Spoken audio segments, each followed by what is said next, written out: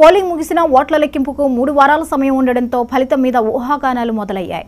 రోజురోజుకు పెరుగుతున్న ఉత్కంఠ మధ్య ఎవరి అంచనాలు వాళ్లకున్నాయి. దీంతో ఆయా పార్టీల అభ్యర్థులు అనుచరగణం మొదలుకొని పరిశీలకులు దాకా అందరూ రకరకాల అంశాల ఆధారంగా ఫలితాలు విశ్లేషిస్తున్నారు. ఈ కారణాలతో గెలుస్తారో, ఈ కారణాలతో ఓడతారు అంటూ ఎక్కడ చూసినా చర్చనే. అలాంటి లెక్కల మీదనే పందాలు కాస్తున్నారు. నోట్ల కట్టలతో కొంతమంది, ఆస్తుల రిజిస్ట్రేషన్ డాక్యుమెంట్లతో ఇంకొంతమంది సై అంటే సై అంటున్నారు. ఫలితాలు వచ్చాక ఎంతమంది కోటీశ్వరులు అవుతారో, ఎంతమంది బికారులు అవుతారో మరి.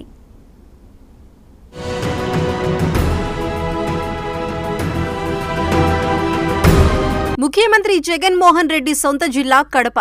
ఈ జిల్లాలో గత ఎన్నికల్లో 10కి 10 సీట్లు వైఎస్ఆర్సీపీ గెలుచుకుంది. కానీ ఈసారి ఫలితాలు అలా ఏకపక్షంగా ఉండకపోవచ్చునన్న అంచనాలున్నాయి. మెజారిటీ తగ్గినా దాదాపు అవే ఫలితాలు ఉంటాయని వైసీపీ ధీమాగా చెబుతోంది. కానీ ఈసారి చెరిసగం సీట్లు దక్కే అవకాశం మాత్రమే ఉందని సర్వేలు చెబుతున్నాయి. దీంతో అక్కడ బెట్టింగ్లు పెరిగిపోయాయి. పులివెందులలో జగన్మోహన్ రెడ్డి గెలుపు మీద ఎవరికీ అనుమానం లేకపోయినా గత ఎన్నికల్లో ఆయనకు రాష్ట్రంలోనే అత్యధికంగా వచ్చిన 90,000 మెజారిటీ ఈసారి వస్తుందా అన్నదే ప్రశ్న. అందుకే పులివెందుల మెజారిటీ కూడా బెట్టింగ్ రాయుళ్లకు ఒక అంశమై కూర్చుంది.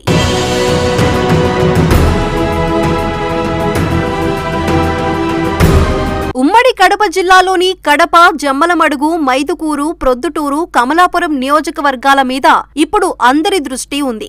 జమ్మలమడుగులో వైసీపీ అభ్యర్థి సుధీర్ రెడ్డికి, బీజేపీ అభ్యర్థి ఆదినారాయణ రెడ్డికి మధ్య పోరు హోరాహోరీగా ఉందని తేలిపోయింది. అందుకే అక్కడ గెలుపు మీద బెట్టింగ్లు నడుస్తున్నాయి. ఈసారి ఆదినారాయణ రెడ్డి గెలుస్తారని పందెం పెడుతున్న వాళ్లు ఎక్కువగా ఉన్నారు. ఇక ప్రొద్దుటూరు మామూలుగానే బెట్టింగ్లకు పెట్టింది పేరు. అక్కడ టీడీపీ అభ్యర్థి నంద్యాల వరదరాజులు రెడ్డి గెలుపు మీద చాలా మంది ధీమాతో ఉన్నారు. 5 సార్లు గెలిచిన 82 ఏళ్ల వరదరాజులు రెడ్డి తనకు ఇవే ఆఖరు ఎన్నికలని చెప్పి సెంటిమెంట్ తో ఆకట్టుకున్నారనే ప్రచారం కూడా జరిగింది.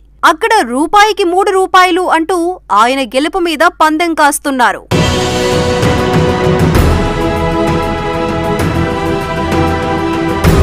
కడప అసెంబ్లీ నియోజకవర్గంలో తొలిసారి ఎన్నికల బరిలో దిగిన టీడీపీ మహిళా అభ్యర్థి మాధవిరెడ్డి గెలుపు మీద కూడా అంతే స్థాయిలో బెట్టింగ్లు నడుస్తున్నాయి. ఉప ముఖ్యమంత్రి అంజద్ బాషా మీద పోటీ పడుతున్నా ఆమె గెలుపు సులువనే అభిప్రాయం కలిగించటం అక్కడ ప్రత్యేకత.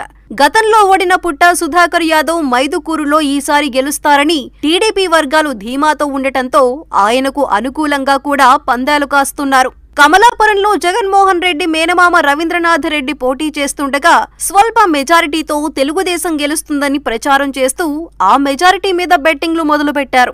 కోడూరులో జనసేన, వైసీపీ మధ్య జరిగే పోరులో ఇరు వర్గాలు గెలుపు మీద ధీమాతో ఉండగా ఇళ్ల పొలాల డాక్యుమెంట్లు పెట్టి పందాలు కాస్తున్నారు. చాలా మంది కొన్ని ఏజెన్సీల ద్వారా సర్వేలు చేయించి మరీ పందాలకు సిద్ధపడుతున్నారు.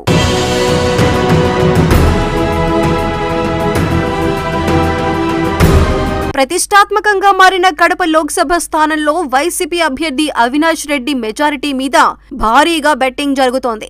ఇంకోవైపు కాంగ్రెస్ అభ్యర్థిగా ఉన్న పీసీసీ అధ్యక్షురాలు షర్మిలకు వచ్చే ఓట్ల మీద కూడా పందాలు పెడుతున్నారు. షర్మిల 1,00,000కు పైగా ఓట్లు సంపాదిస్తే రూపాయికి రూపాయి, 2 లక్షల పైగా ఓట్లు సాధిస్తే 1కి 3-4 రెట్లు ఎక్కువగా ఇచ్చేందుకు సిద్ధంగా పందెంగాళ్లు ఉన్నట్లు తెలుస్తోంది. చాలా మంది బెట్టింగ్ రాయిళ్లు కొత్త తరహాలో ఆన్లైన్లో అగ్రిమెంట్లు కూడా చేసుకుంటున్నట్టు చెప్పుకుంటున్నారు. అయితే ఇదంతా వినికిడి మాత్రమే కావటంతో సరైన సాక్ష్యాలు లేక పోలీసులు ఈ తరహా బెట్టింగ్లను ఆపలేకపోతున్నారు. ఈజీ మనీ కోసం వెంపర్లాడుతున్న వాళ్లు ఆడుతున్న ఈ భారీ జూదంలో 100 కోట్లు చేతులు మారే అవకాశం ఉండగా ఎవరు లాభపడతారో, ఎవరు నష్టపోతారో ఫలితాలు వెల్లడయ్యే 4న తేలుతుంది.